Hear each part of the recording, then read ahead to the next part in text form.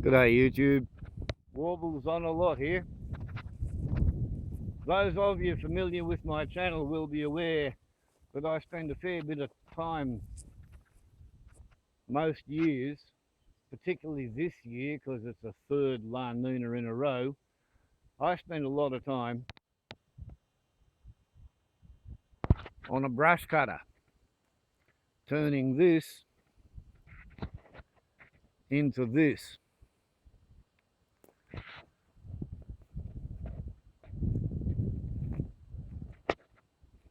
Because at some point the rain is going to stop, and when the rain stops I don't want to be surrounded by 4 acres of chest-high, dead, dry, cured bushfire fuel, which is what happens to the grass when the rain stops.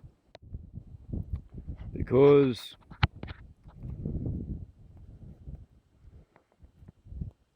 I really would not like to have all this dead, dry, cured right on the boundaries of my camp.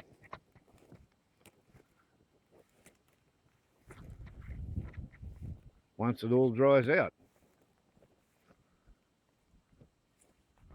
that would be a bad, sad idea. And if I cut it all down, we can call it sheet mulch.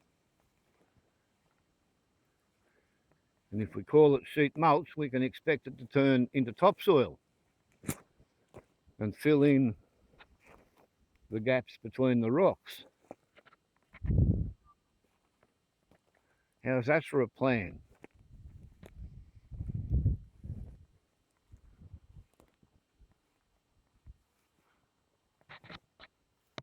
Bit of a pity it's going to burn about a litre per hour of 91 octane petrol, and in that litre, which will cost about $1.80, you'll have to put pretty close to 50 cents worth of two-stroke oil and either $2 worth of whipper-snipper string, or you use steel blades. Whipper-snipper string, 3mm stuff, works pretty good on grass. I use a lot of whipper-snipper string, so I do. But the string is not much good for flax lilies. To cut down the flax, you really need a blade. This was a pretty good blade, but it's got to the point where even when I've used a power file to take the rakers down, it doesn't cut anymore. I might perhaps grind it away and make it into a 4-bladed star, but it'll be difficult to balance. And when it's all said and done, this came with the machine, and I've been using the machine for 300 hours. This has probably done 20 hours or so, maybe 35 hours. So it's probably earned its retirement. Whereas this thing, it was a gift. It came with a multi-tool modular kit, and something else went wrong with some other part of the kit, which meant that the whole thing was useless because not much of it fitted on anything else. However, like I said, 25 or 35 hours on this country for that blade versus 3 hours perhaps on this one. And that missing piece fell off when I was actually working this set of edges, and I suppose I could grind that off along that edge there and grind this one off in a similar spot and balance that out again. But wow, 3.5 hours. It's pretty thin, it's pretty soft.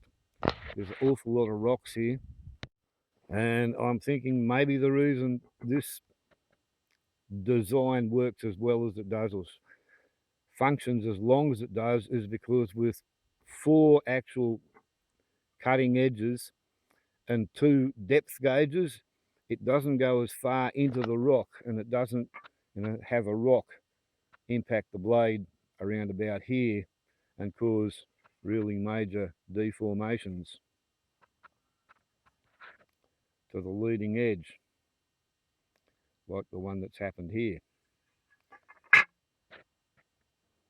However, they're not on sale in the shops. The shop I went to, Small Engine Services, heck, Small Motor Clinic, whatever he calls it, he didn't have any of them there either. But he did have some of these.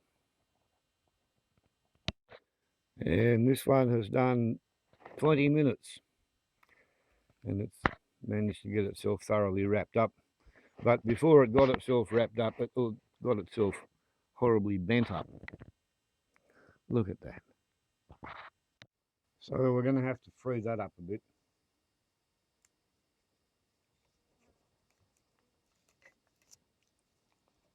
And yeah, a cheap pocket knife works pretty good for that.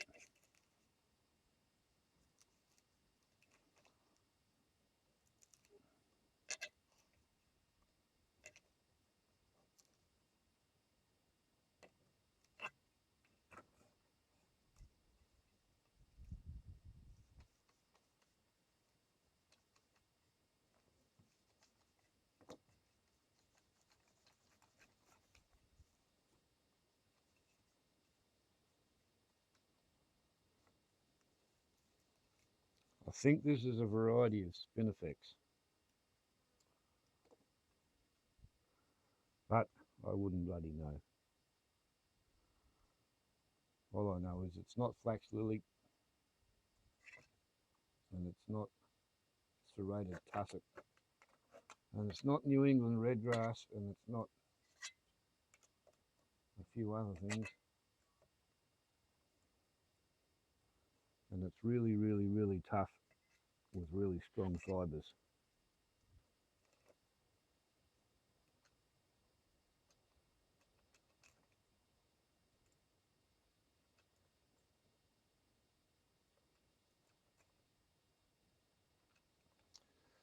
I will get some pliers and start winching this stuff out.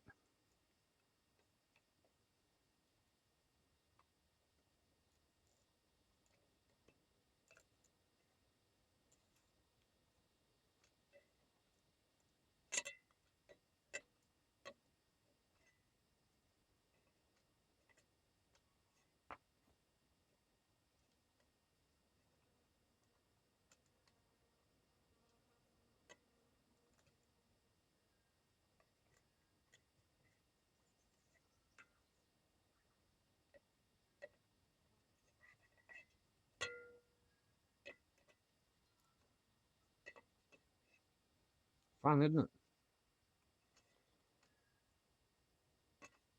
Maintaining ancient equipment. But the thing is, this thing's done nearly 300 hours, and it was second hand when I got it. The hole in the ground to get the coal and the ore to smelt the metal, to forge and cast and machine and make this thing, all those holes in the ground, they're really old. They've been there for a long, long, long, long time. If I go and buy something new, it's effectively me condoning somebody going in there and digging a bloody new hole, isn't it?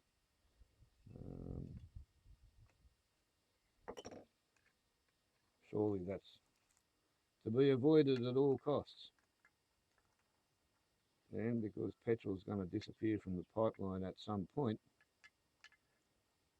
therefore, I think it might behoove one to perhaps not buy a new petrol-powered brush cutter, but instead go for something that's electric.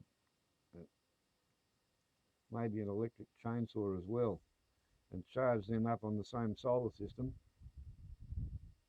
that was put together for the electric bicycle. Well, we'll just have to go and do some cold forge blacksmithing. Didn't that do a good job?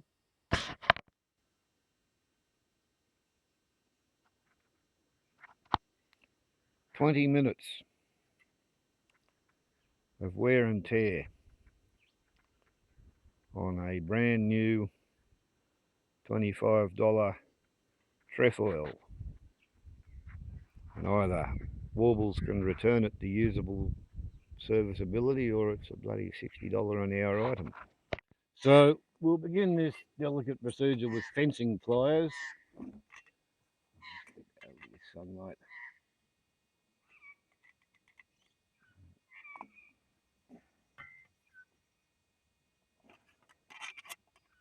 Start flattening the bends.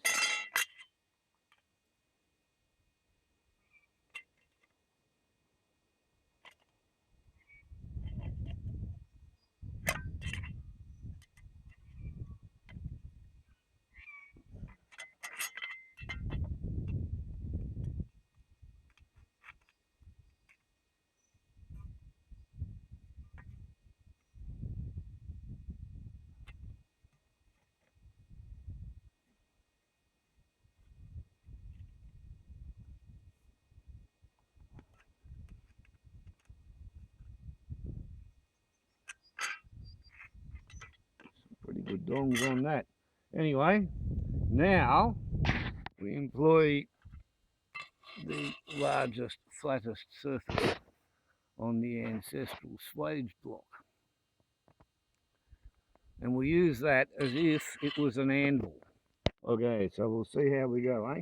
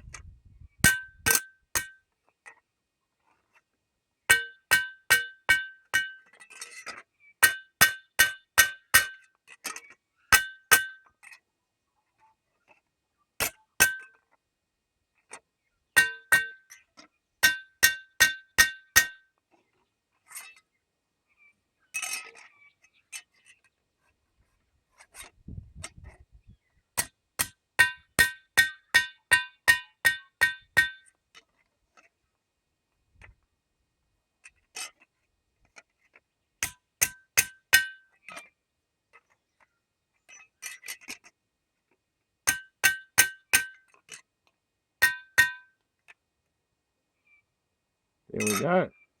Much more better, hey? And because as manufactured it's supposed to have a one-sided bevel, therefore I'll take to it with a file and see what can be done to restore the cutting edge of the technology, so to speak. And because it's a straight edge, and because I'm only coming to take metal off this one side, it really doesn't matter that I'm basically using a chainsaw file.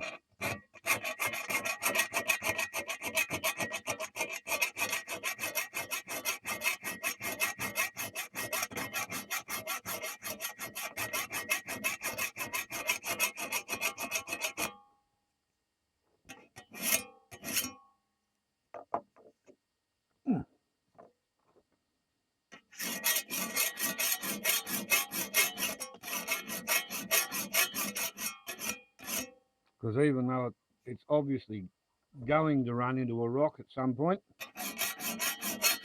until that happens, it will cut through the flax lily a whole lot better, and it'll cut through the grass between the flax lilies a whole lot better if it's actually got a knife edge on each blade of the trefoil.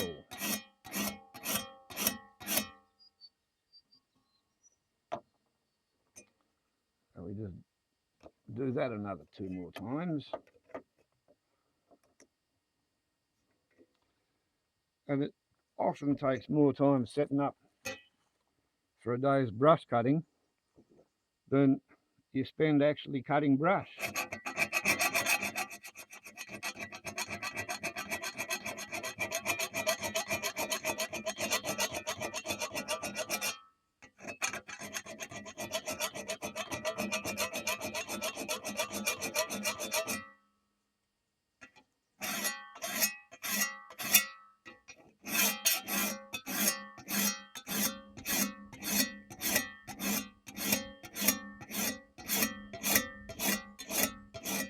And the better you hammer it back into line when you're cold forging it, the easier it is to file the flat edge on it.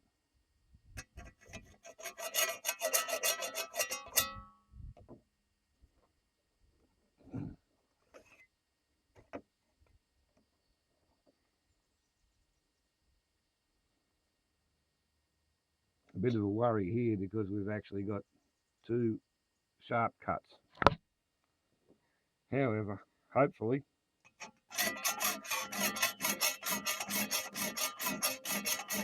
my steel toes and my Kevlar chaps will keep my feet safe if it chooses to let go.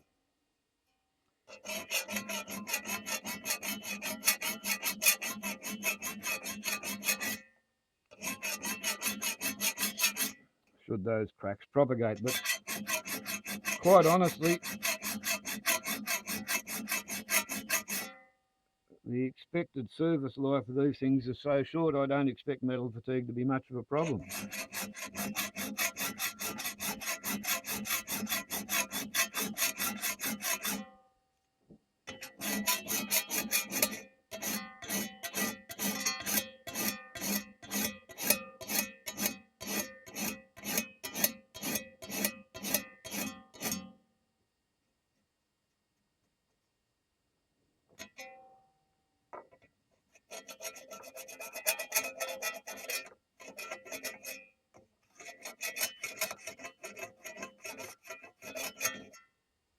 There we go.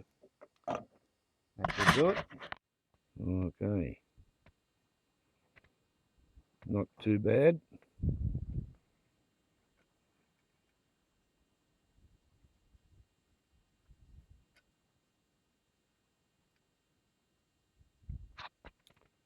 On the old multiple repair festooned ancient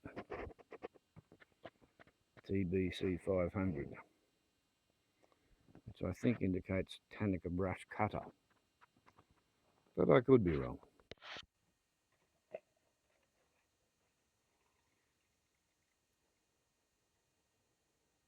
Fine mesh brass gauze in the funnel keeps shit out of the fuel.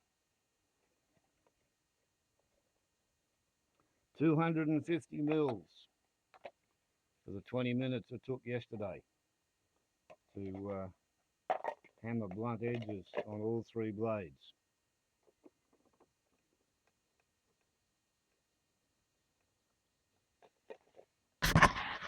And now 19-year-old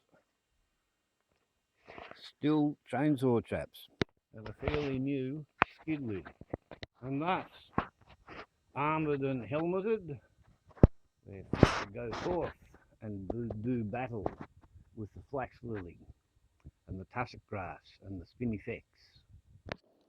Choke on, pump a bit of fuel. Generally it takes about 3 of these.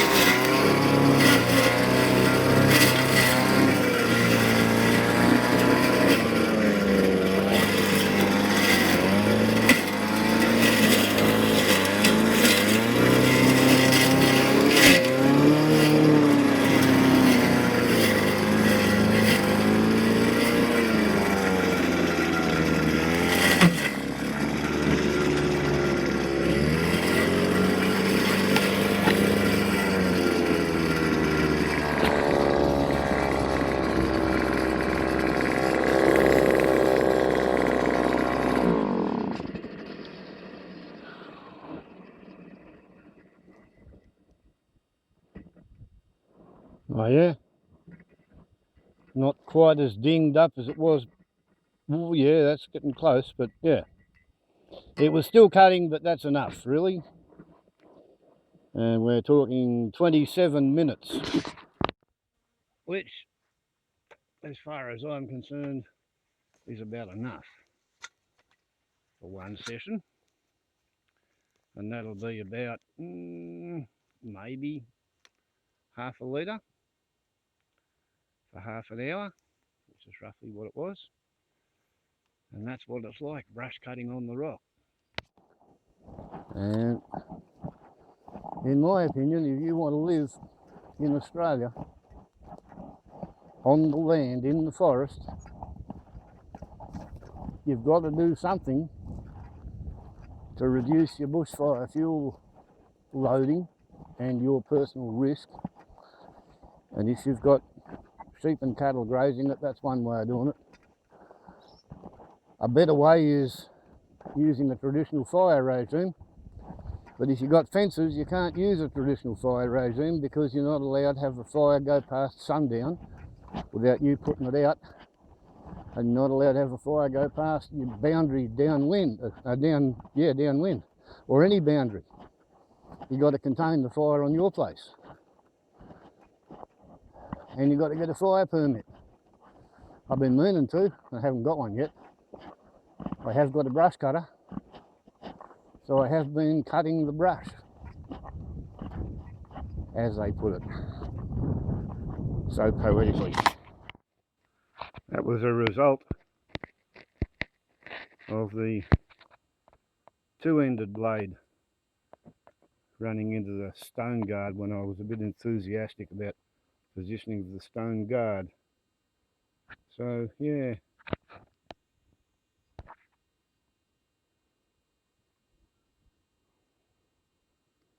this is the one that's upturned the most. Yeah, that's a good angle to show it. Sorted more or less. So that one's been hit the least, that one next, and that one copped it big time. And I like to keep about 4 acres brush cut around the hut, which now encompasses a yurt. And there's about 1/4 of an acre underneath the sprinkler. And I'll have to put up another sprinkler over there at the yurt to give it the faintest possibility of a chance of surviving any kind of a fiery event. Next time anybody tries to tell you what a life of leisure and ease it is to be had sitting on your ass in the forest as a greenie without any livestock to manage, you can tell them from me that it's bullshit. Warbles on a lot to YouTube. You have a good one. Ciao.